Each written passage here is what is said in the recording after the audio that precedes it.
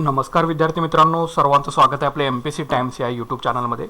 तर आजचा आपला जो व्हिडिओ सेशनचा जो विषय आहे तर तो आहे की MPSC कंबाईनची पूर्वपरीक्षा नेहमी थोड्या मार्क्सने का राहते किंवा का पास करता येत नाही। ठीक आहे, हा व्हिडिओ तुम्ही शेवटपर्यंत बघा, तुम्हाला असं लॉजिक याच्यामध्ये समजून जाईल की तुमची येणारी जी पुढची पूर्वपरीक्षा आहे ही 100% तुमची निघून जायला मदत होणार आहे। त्याच्यामुळे केअरफुली कॉन्सन्ट्रेशन देऊन, जर तुम्हाला वेळ नसेल तर व्हिडिओ सेव्ह करून नंतर बघा, पण डेफिनेटली हा व्हिडिओ तुम्ही बघा की पूर्वपरीक्षा का राहते। ठीक आहे, फक्त 10 मिनिटांमध्ये तुम्हाला गोष्टी क्लिअर करून घेतो, म्हणजे तुमच्या गोष्टी सगळ्या कळून जातील।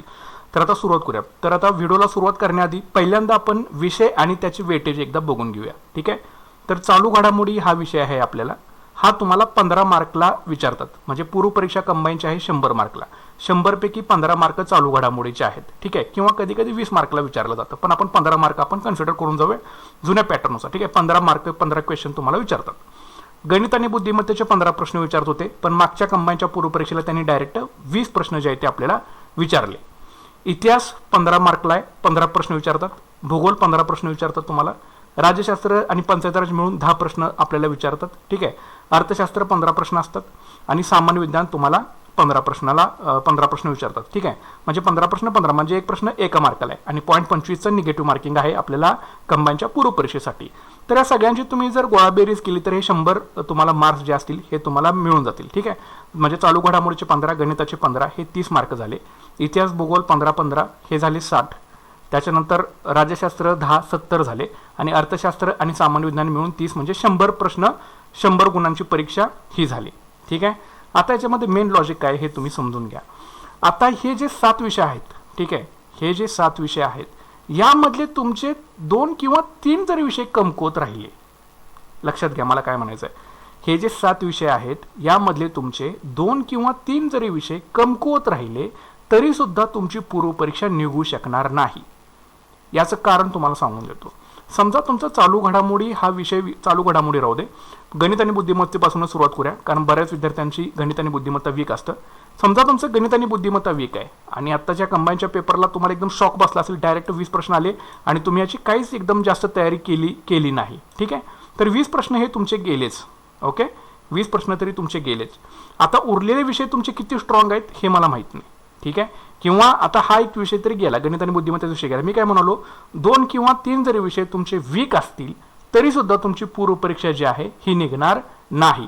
आता समजा हे 20 गेले, सामान्य विज्ञान तुमचं स्ट्रॉंग नव्हतं, तर इथं तुम्हाला मी कन्सिडर करतो की इथं कमेंट ॲटलिस्ट 5 ते 6 मार्क फक्त तुम्हाला मिळाले असतील। ओके, इथं तुमचा स्कोर हा जास्तीत जास्त काय स्कोर इथं होऊ शकणार नाही, म्हणजे 20 हे गेले, नंतर इथं 20 आणि हे 5। ठीक आहे, म्हणजे उरलेले वरचे जे 10 प्रश्न असतील, 10 मार्क असतील, हे तुमच्या याच्यामध्ये निघून गेले। ठीक आहे, म्हणजे किती झाले बघा, इथेच तुमचे जवळपास 20 आणि 10 30 मार्क इथेच गेलेले आहेत।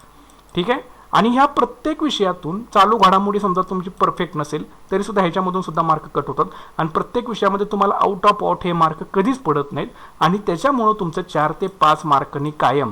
ठीक आहे, कोण कोण म्हणतं माझं 0.25 न राहिलं, कोण म्हणतं माझं 0.5 न राहिलं, ठीक आहे, म्हणजे 0.50 मार्क्सनी माझं राहिलं, कोण म्हणतं माझं 1 मार्कने प्रिलिम राहिली, कोण म्हणतं माझं 2 मार्कने प्रिलिम राहिली। पण हे का राहिलं तर याच्या पाठीमागचं लॉजिक हेच आहे की एकूण आपल्याला विषय आहेत 7 मधले कमीत कमी 2 ते 3 जरी विषय तुमचे वीक असतील तरी सुद्धा तुमची पूर्वपरीक्षा जी आहे कंबाईनची ही तुम्ही पास करू शकत नाही।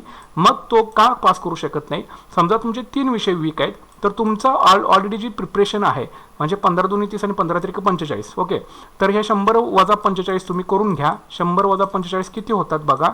ठीक आहे, 100 वजा 45 केल्यानंतर एक तुम्हाला एक 50 ते 55 पैकीच जर तुम्ही पेपर सोडवणार तर तुम्ही कसं कट ऑफमध्ये जाणार, कट ऑफमध्ये तुम्ही पोहोचू शकणार नाही, लक्षात ठेवा।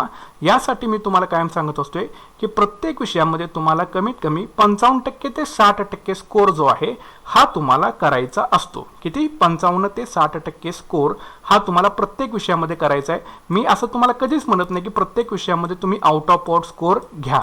ठीक आहे, किंवा आउट ऑफ वॉट हे पडतच नाही, कारण काही काही प्रश्न हे आपल्याला वेगळे सुद्धा विचारलेले असतात जे आउट ऑफ सिलेबस असतात, ज्याला आपण टॅकल करू शकत नाही.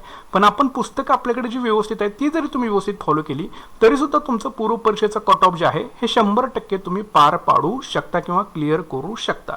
यासाठी तुम्हाला जी सांगितलेली संदर्भ पुस्तकं आहेत ही तुम्ही व्यवस्थित जर फॉलो केली तरी सुद्धा तुमची पूर्व परीक्षा जी आहे ही तुमची निघून जाऊ शकते. ठीक आहे, तर हे पहिला पॉईंट कळाला तुम्हाला की 2 किंवा 3 जरी विषय तुमचे वीक राहिले तरी सुद्धा तुमचा पेपर हा 100 पैकी 100 न होता तुमचे 2 ते 3 विषयाचे मार्क सोडून तेवढ्यापैकीच तुम्ही पेपर सोडून येतात, त्याच्यामुळे तुमचा स्कोर हा निगेटिव्ह मध्ये येतो. दुसरी गोष्ट अशी एक असते याच्यामध्ये असते, काही काही मुलं 100च्या 100 क्वेश्चन जे आहे ते सॉल्व्ह करून येतात.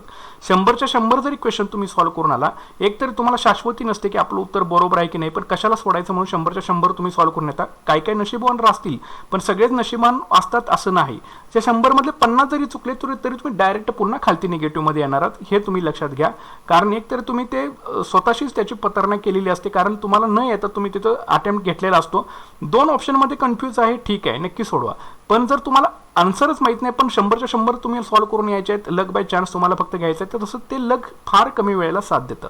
त्याच्यामुळे माझं असे एक म्हणणं आहे तुम्हाला की प्रत्येक विषयामध्ये कमीत कमी 55 ते 60% स्कोर करण्याचा 100% सर्वांनी जो आहे तो प्रयत्न जो आहे तो हा केला पाहिजे. आता हे आपण जरा व्यवस्थित डिटेलमध्ये समजून घेऊया. एक 7 विषय आहेत, 7 मधले 2 ते 3 विषय वीक राहिले तर तुमची पूर्व परीक्षा निघण्यामध्ये तुम्हाला त्रास हा होणार आहे. त्याच्यामुळे हा त्रास आपल्याला वाचवायचा आहे आणि ते कशा त्रास वाचवायचा आहे हे तुम्हाला मी पुढे सांगतो. आता एक म्हणजे ऑलरेडी तुम्हाला सांगितलं की चालू घडामोडीचा अभ्यास तुमचा परिपूर्ण हा नसतो. तर कारण का होतं की आपलं जे वर्ष जातं ते इतिहास, भूगोल, राज्यशास्त्र, अर्थशास्त्र, सामान्य विज्ञान, ह्या सगळ्या सामान्य विज्ञान तरी तुम्ही करता की नाही मला माहीत नाही, कारण फार कमी लायब्ररीमध्ये मुलं जे सामान्य विज्ञानचा अभ्यास ज्या त्या वेळेमध्ये प्रॉपर करतात. ठीक आहे, आणि नंतर मग ओरडत बसतात की सामान्य विज्ञानचे मत फार कठीण होता, हे कठीण होता, तो कठीण होता, कारण तुम्ही त्याला डेडिकेटली टाइम जो आहे त्या विषयाला तुम्ही दिलेला नाही. ठीक आहे, त्याच्यामुळे तर डेडिकेटली तुम्हाला टाइम जो आहे तो त्या विषयाला द्यावा लागेल, मग तुमची याची तयारी जी आहे ती परिपूर्ण होऊन जाईल. तर चालू घडामोडीचा अभ्यास जो आहे तो परिपूर्ण न करणं हा एक पहिला ड्रॉबॅक असतो याच्यामध्ये. मग काय होतं, परीक्षा जशी जवळ येते तसं तुम्ही मार्केटमधून एखादं इयरबुक घेता आणि त्या इयरबुक वाचून जाता, पण त्या इयरबुकमधले सगळे प्रश्न तुम्हाला कधीच मिळणार नाहीत. पुस्तकातल्या 15च्या 15 प्रश्न तुम्हाला कधीच येणार नाहीत त्यामधून. ठीक आहे, त्याच्यामुळे तिथे तुम्हाला फटका बसणार, म्हणजे 100% फटका बसणार. ओके, त्याच्यामुळे तिथलं वेटेज तुमचं निघून गेलं. गणित आणि बुद्धिमत्तेची प्रॅक्टिस तुम्ही केली नसल्यामुळं तिथलं वेटेज तुमचं निघून जातं आणि सामान्य विज्ञानकडे तुम्ही जास्त लक्ष दिलं नसल्यामुळं तिथं सुद्धा तुमची प्रॅक्टिस जी आहे ती निघून जाते. त्याच्यामुळे हे वीक होत जातं आणि तुमच्यामध्ये कॅलिबर असेल तरीच मग तुम्ही 45 ते 48 या रेंजमध्ये कुठेतरी येऊन थांबता आणि मग तुमचं कट ऑफ लाईन आहे ती 1-2 मार्कांनी तुमची हुकून जाते. तर इथून पुढे तुम्हाला असं करायचं नाही, ह्या गोष्टी तुम्ही लक्षात ठेवायच्या आहेत. ठीक आहे, म्हणजे आधीच अलर्ट तुम्हाला मी करून ठेवतोय, सो केअरफुली ऐका मला जे काही सांगायचं आहे त्यामध्ये. दुसरं आहे की गणित आणि बुद्धिमत्ताची प्रॅक्टिस न करणं. मी तुम्हाला ऑलरेडी आपल्या स्टडी टार्गेटच्या माध्यमातून सांगितलंय, कुठलाही लोड न घेता प्रत्येक दिवशी एक टाईप गणित सोडवा. प्रत्येक महिन्याला तुम्ही टार्गेट ऑलरेडी मी तुम्हाला डिसाईड करून दिले. सप्टेंबरपासून आपले स्टडी टार्गेटचे व्हिडिओ सुरू आहेत. प्रत्येक महिन्याला तुम्हाला 2 चॅप्टर करायचे आहेत. तुम्हाला महिन्याला जर गणित आणि बुद्धिमत्तेचे 2 चॅप्टर सुद्धा जर करता येत नसतील तर मग तुम्ही पूर्व परीक्षा देऊच नका. ठीक आहे, पूर्व परीक्षा तुम्ही करूच नका मग, कारण तुमची प्रिलिम कधीच निघणार नाही यांनी. त्याच्यामुळे गणित आणि बुद्धिमत्तेची तुम्हाला प्रॅक्टिस ही करावीच लागेल, हे त्रिकालबाधी सत्य आहे. जर तुम्हाला पूर्व काढायचे असेल किंवा मुख्यला सुद्धा इतकं वेटेस्ट आणि गणित आणि बुद्धिमत्तेला सांख्यिकीला ठेवलेलं आहे. आताचे जे मेन्स होईल त्याच्यामध्ये तुम्हाला कळून जातील किती प्रश्न विचारतात ते गणित आणि बुद्धिमत्तेचे, कारण त्यांना तोच एक ऑप्शन आहे जास्तीत जास्त मुलं बाहेर ढकलण्यासाठी. त्याच्यामुळे गणित आणि बुद्धिमत्तेवरती कमांड ठेवायला सुरुवात करा. आणि असं म्हणत नाही की 100च्या 100 तुम्हाला सगळे प्रश्न सुटले पाहिजेत. 50% तरी सुटतील, 55% तरी सुटतील, एवढी तुम्ही नक्कीच त्याची तयारी जी आहे 100% तुम्ही करू शकता. यासाठी तुम्हाला म्हणतो एकदम सगळं सोडवायचं नाही आपल्याला. दररोज एक टाईपचं गणित सोडवा. सरळ व्याज तुम्ही समजा घेतलाय चॅप्टर, सरळ व्याज मधलं एक टाईप दररोज सोडा. एका चॅप्टरमध्ये असतातच किती टाईप, 30 नाही 35 टाईप असतात. महिन्याला दररोज एक जरी टाईप केला तरी महिन्यामध्ये 30 टाईप तुमचे होऊन जातील. त्या टाईप मधला प्रश्न पडला की तुम्हाला किती वेळ लागणार सोडवायला, 1 ते 2 मिनिटं लागतील जास्तीत जास्त, आणि तो तुमचा प्रश्न सुटून जाईल तुम्हाला डायरेक्ट.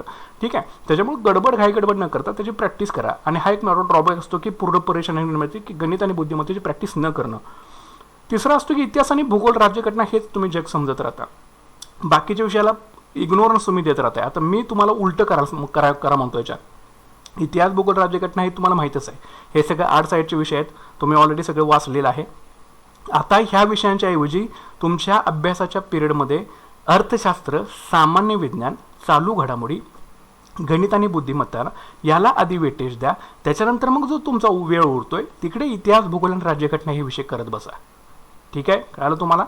अर्थशास्त्र, सामान्य विज्ञान, गणित, बुद्धिमत्ता, चालू घडामोडी ह्या विषयाला तुमच्या अभ्यासक्रमामध्ये स्थान द्या आणि हे विषय झाल्यानंतर मग इतिहास, भूगोल, राज्यघटना हे विषय तुम्ही करत बसा.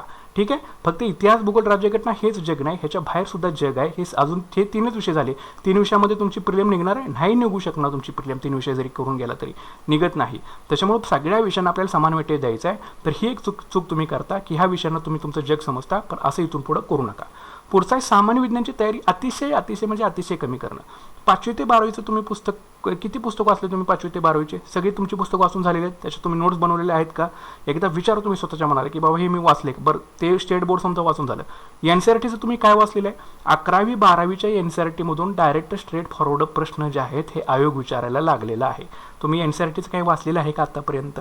ठीक आहे. त्याचा कधी विचार केलेला आहे का? हिंदीमध्ये आहे, इंग्लिशमध्ये आहे. तुम्ही जर तेच रडगाणं गात बसला तर तुम्हाला कसं कळणार? जर हिंदीमध्ये जरी वाटत असेल तरी एक चॅप्टर करत झाला ना, त्याचं गुगल ट्रान्सलेट करा, काहीतरी करा.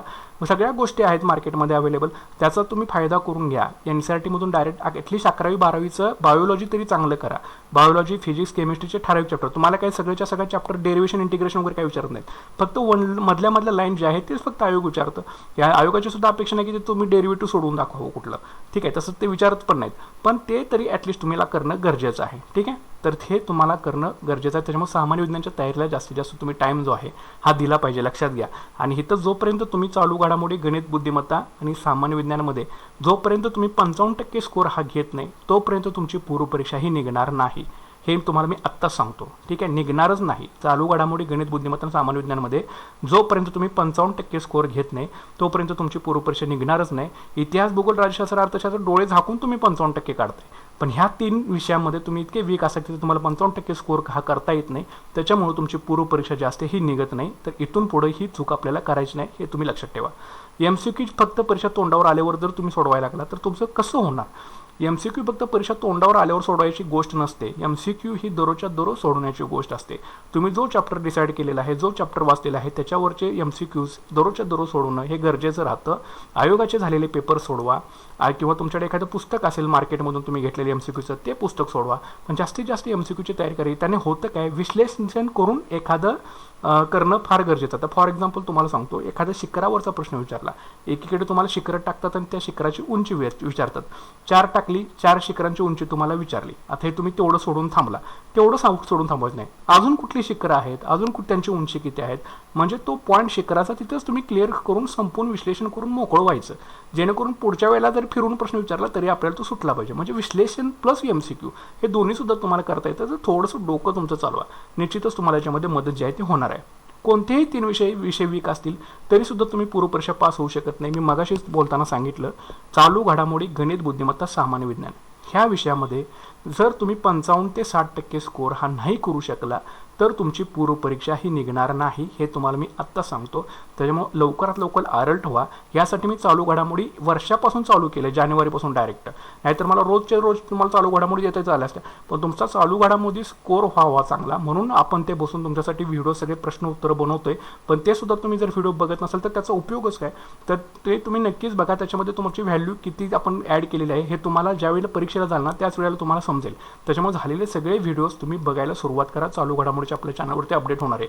गणित आणि बुद्धिमत्तेचं सुद्धा मी स्टडी टार्गेटच्या माध्यमातून तुम्हाला डेली सांगतोय. प्रत्येक महिन्याला 2 चॅप्टर करायचे. तुम्हाला चॅप्टरची नावं सुद्धा सांगितलेली आहेत. इथं सुद्धा तुमचं हलकं काम करून दिलेलं आहे. आणि सामान्य विज्ञानाला तर तुमचं डेली स्टडी टार्गेटमध्ये आपलं चॅप्टर आणि ते कुठल्या चॅप्टरमधला काय पॉईंट वाचायचं आहे हे सुद्धा तुम्हाला सांगतोय.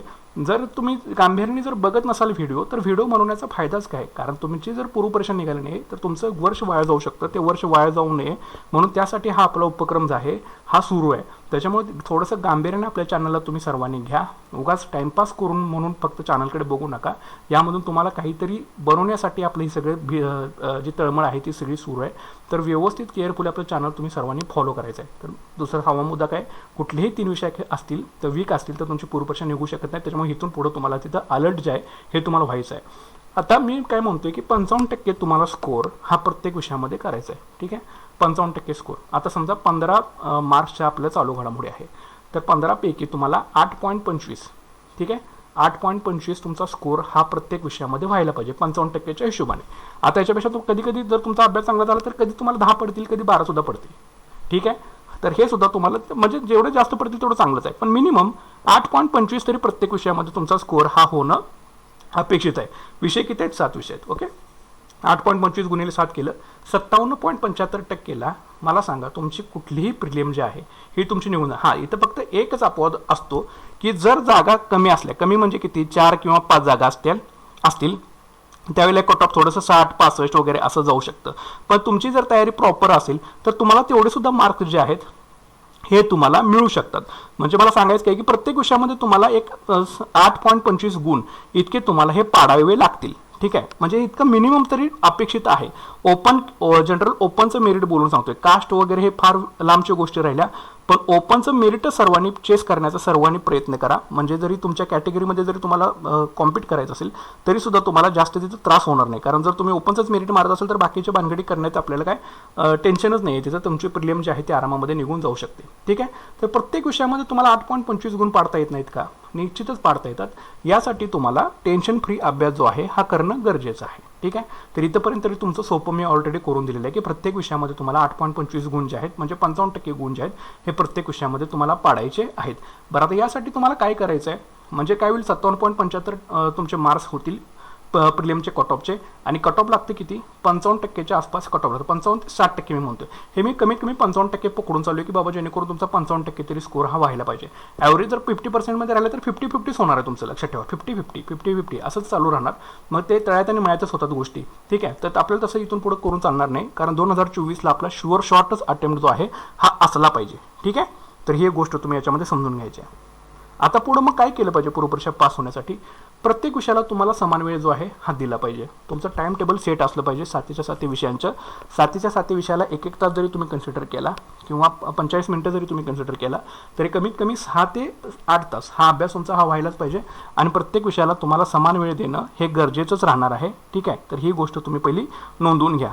दुसरं म्हणजे आयोगाने प्रत्येक विषयातील कुठल्या चॅप्टरवरती जास्त प्रश्न विचारलेत त्याची आधी एक यादी बनवा की आयोगाने ह्या प्रश्न पॉलिटीमध्ये समजा संसद असेल, मूलभूत अधिकार असेल तर याच्यावरती जास्त प्रश्न विचारता आयोग, तर ते चॅप्टर आपल्याला आधी केले पाहिजेत. जॉग्राफीवर प्रशासकीय रचनेवरती जास्त प्रश्न विचारतात, अर्थशास्त्रामध्ये सार्वजनिक वित्तावर जास्त प्रश्न विचारतात. तर असं तुमची एक चॅप्टरची यादी लिस्ट तयार असली पाहिजे की ते आधी चॅप्टर सगळ्यात आधी ते चांगले करा की जेणेकरून आयोगाने जर नंतर प्रश्न त्यावर विचारला तर आपला प्रश्न त्यावरचा चुकता कामा नये. ठीक आहे, म्हणजे प्रत्येक विषयातील कुठल्या चॅप्टरवरती आयोग जास्त प्रश्न विचारतं ते आधी तुम्हाला पूर्ण करणं गरजेचं आहे. तिसरं आहे की आयोगाचे प्रश्न आधी करा. ठीक आहे, आयोगाचे प्रश्न जे आहेत हे आधी करा. नंतर अजून कोणते प्रश्न, म्हणजे एखादा तुम्ही चॅप्टरचा समजा सार्वजनिक वित्त करताय तर सार्वजनिक वित्तवरती आयोगाने कुठले आधी याच्या आधी प्रश्न विचारलेले आहेत तर तो प्रश्नांती त्याचा मुद्दा हे आधी तुम्ही सगळं व्यवस्थित वाचून घ्यायचं.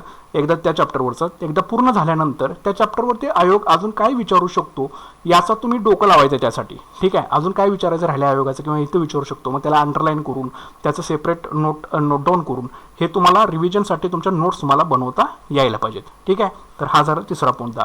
त्याच्यानंतर प्रत्येक विषयात आपल्याला 55% स्कोअर घेण्यासाठी प्रत्येक विषयाला समान वेळ जो आहे हा द्यायलाच पाहिजे. मी आधीपासूनच सांगत होते जोपर्यंत तुम्ही प्रत्येक विषयाला समान वेळ देणार नाही तोपर्यंत तुम्ही कंबाईनची प्रिलिम ही निघू शकणार नाही. त्याच्यामुळे 55% स्कोअर घेण्यासाठी तुम्हाला प्रत्येक विषयाला समान वेळ हा द्यावाच लागेल. कुठला एक विषय कमी कुठला एक विषय जास्त असं करून चालणार नाही.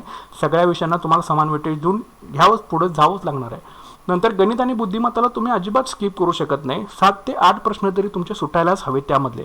ठीक आहे, 7 ते 8 प्रश्न तरी तुमचे सुटलेच पाहिजेत. 15 प्रश्न विचारले 7 ते 8 प्रश्न सुटायलाच पाहिजेत.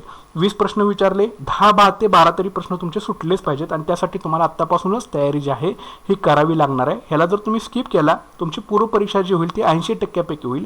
80%मधले 30% जरी प्रश्न आपले चुकले तरी सुद्धा तुमची प्रिलिम जी आहे ती हुकून राहणार आहे, कारण मेरिट हे 55 ते 60% दरम्यान लागतं. ठीक आहे, तर त्याच्यामुळे ह्या सुद्धा तुम्हाला विचार करणं गरजेचं आहे. पुढची गोष्ट आहे चालू घडामोडी आणि परीक्षेच्या तोंडावरती नाही होऊ शकत. मी प्रत्येक वेळेला सांगतोय त्याची उजळणी नाही होणार. तुमची इयरबुकची सुद्धा तुमची उजळणी होऊ शकणार नाही परीक्षेच्या तोंडावरती, म्हणून त्याचा फटका बसेल. म्हणून आत्तापासूनच चालू घडामोडीचे व्हिडिओ जे आपल्या चॅनलवरती अपलोड करतोय हे जाऊन एकदा व्हिडिओ सेक्शनमध्ये तुम्ही बघून घ्या. सगळे व्हिडिओज एकदा बघा, त्याची प्रिपरेशन करायला सुरुवात करा. ते लिहून काढा, लिहून काढल्याशिवाय गोष्टी लक्षामध्ये राहणार नाहीत. ठीक आहे, त्याच्यामुळे चालू घडामोडीची तयारी आत्तापासूनच करा. याच्यामध्ये सुद्धा तुम्हाला स्कोअर हा करता यायलाच पाहिजे.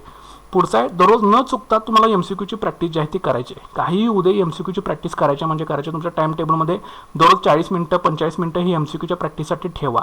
भले तुम्हाला नाही मिळाले तर आयोगाचे झालेले प्रश्न आहे तसे सोडवा, पाठ करा, MCQ सतत सोडवा. म्हणजे त्यांनी कॉन्फिडन्स लेवल तुमचा बिल्डअप होऊन जाईल की आपले ही परीक्षा जी आहे ती MCQच बेस आहे. तुम्ही जर परीक्षेशी जर मॅचअपच नाही झाला तर तुम्ही करणार काय. भले तुमचं पुस्तक पाठ आहे पण MCQ विचारल्यानंतर तुम्हाला त्यातून काय कन्क्लुजन काढता येत नाही की उत्तर पण पोहोचता येत नाही, मग त्याचा काहीच उपयोग होत नाही. म्हणून तुम्हाला दररोजच्या दररोज MCQची प्रॅक्टिस करणं हे फार गरजेचं राहतं.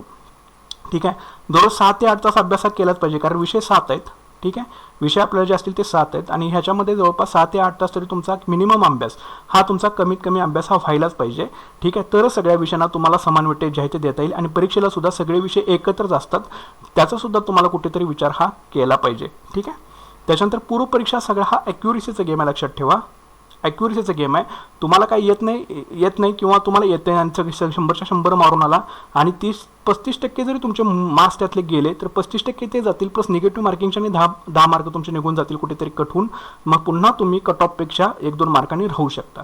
त्याच्यामुळे जर ॲक्युरेसी तुमची मेंटेन असेल, तुम्हाला शुअर शॉट माहीतच आहे की बाबा ह्याच्यामध्ये हेच उत्तर आहे याचं परफेक्ट, तर तिथं जास्त रिस्क घेण्यामध्ये काही सुद्धा अर्थ नसतो. ठीक आहे, तर पूर्वपरीक्षा जशी जवळ तसं तुम्हाला मी सांगेन त्याच्यामध्ये पण नंतर काय करायचं आहे.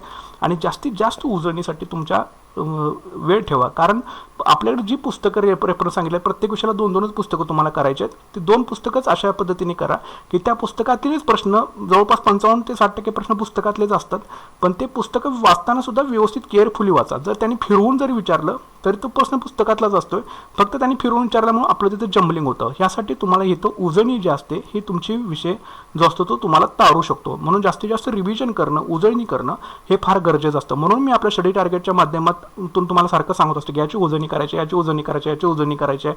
ठीक आहे, म्हणजे झालं म्हणून ते सगळ्या गोष्टी सोडून मी कधीच तुम्हाला सांगत नाही. जे तुम्ही वाचले त्याची सतत उजळणी करायची. उजळणी म्हणजे ते वाचायचं, स्पीडमध्ये वाचायचं.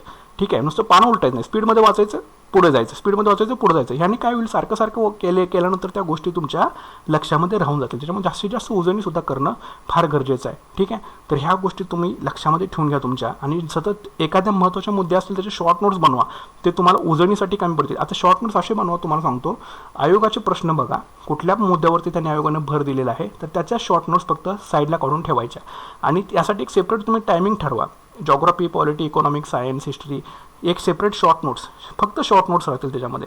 एक स्पेसिफिक टायमिंग ठरवून ठेवला, अर्धा तास मला रोज ह्या शॉर्ट नोट्स मी ज्या बनवल्यात त्या मला फक्त वाचायच्या आहेत. ठीक आहे, त्यासाठी सेपरेट तुमचं टायमिंग्स काढून ठेवा आणि सतत त्याची उजळणी करा. लोकसंख्या असेल, प्रशासकीय रचना असेल, प्राकृतिक रचना असेल, मृदा असेल, वारे असतील, नंतर वनस्पती वर्गीकरण असेल, प्राणी वर्गीकरण असेल, राष्ट्रीय उत्पन्न असेल, ह्याच्या सगळ्या तुम्ही शॉर्ट नोट्स बनवायला पाहिजेत. आणि त्या एक स्पेसिफिक शॉर्ट नोट्स म्हणजे काय, फक्त महत्त्वाचे मुद्दे त्याच्यामध्ये घ्यायचे तुम्हाला, बाकीचा फापड बाजार त्याच्यामध्ये काही घ्यायचं नाही. आणि एक स्पेसिफिक पिरियड टाईम त्याला ठेवायचा आहे आणि त्या टाईममध्ये फक्त त्या शॉर्ट नोट्सच वाचायच्या आहेत आणि सतत त्याची उजळणी जी आहे ही तुम्हाला त्याची करायची आहे. बघा, तुम्हाला निश्चितच फायदा याचा पूर्वपरीक्षेमध्ये होणार आहे आणि तुमची पूर्वपरीक्षा जी आहे ती 100% निघणार आहे. तर अभ्यासामध्ये सातत्य ठेवा, सतत उजळणी करा आणि आपल्याला प्रत्येक विषयामध्ये 55 ते 60% मार्क्स घ्यायचे आहेत. काय घ्यायचे आहेत हे तुम्हाला मी आता सांगितलं, कारण 3 जरी विषय तुमचे वीक असतील तरी सुद्धा तुमची पूर्वपरीक्षा निघण्यामध्ये तुम्हाला प्रॉब्लेम येतो. म्हणून प्रत्येक विषयामध्ये कमीत कमी 55 ते 60% टार्गेटचं मार्क्स आपल्याला ठेवावं लागेल.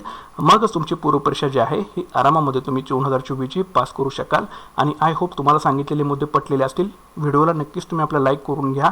चॅनलवरती नवीन असाल तर चॅनलला सबस्क्राईब करून घ्या आणि जास्तीत जास्त हा व्हिडिओ तुमच्या मित्रमैत्रीपर्यंत नक्की शेअर करा.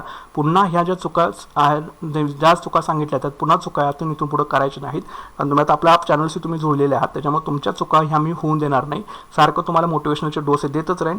आणि जर तुम्हाला 2024ला एक्झाम क्रॅक करायची असेल तर ह्या ज्या सांगितलेल्या गोष्टी आहेत त्या सर्वांनी तंतोतंत फॉलो करणं फार गरजेचं आहे. निश्चितच तुमची 2024ची पूर्वपरीक्षा जी आहे ही निघून जाईल. आणि आपल्या चॅनलवरती जे आपण डेली स्टडी टार्गेट अपलोड करतोय रोजच्या रोज, सर्वांनी बघा. अजूनसुद्धा वेळ गेलेली नाही, ते फॉलो करा. अजून 2-3 महिन्यानंतर तुम्ही विचारलं मला फॉलो करू का, तर माझा आन्सर नो असा असणार आहे, कारण त्यावेळेला वेळ निघून गेलेला असतो, कोणीही तुमची मदत करू शकणार नाही. त्याच्यामुळे आत्तापासूनच चॅनलशी कनेक्टेड राहा. डेली स्टडी टार्गेटचे व्हिडिओ बघा, चालू घडामोडीचे व्हिडिओ बघा. जानेवारीपासून आपण सुरू केले तुमच्यासाठी.